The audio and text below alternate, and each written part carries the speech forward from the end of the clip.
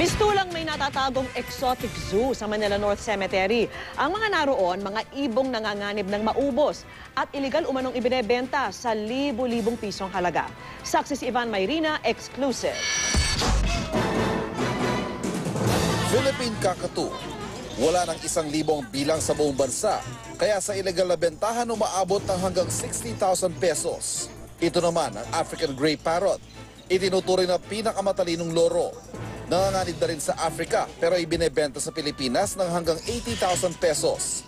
Ang dalawa kabilang sa mahigit 100 critically endangered na ibon at iba pang exotic animals na nasabat ng mga tauhan ng DENR at PNP-CIDG sa musulayong ito sa Manila North Cemetery. Bentahang buhay na buhay sa himlayan pa man din ng mga patay. Timbog sa operasyon si Jerry Juan na iligal umanong nagbebenta sa mga hayop.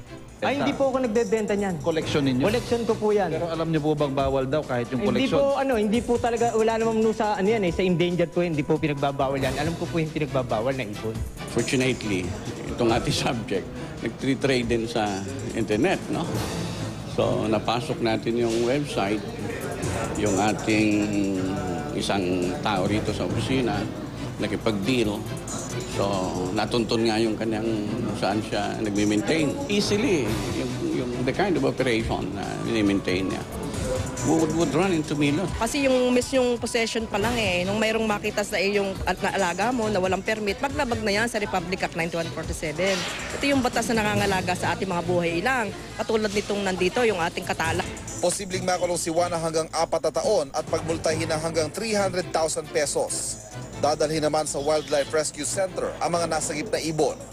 Ako si Ivan Mayrina, ang inyong saksi.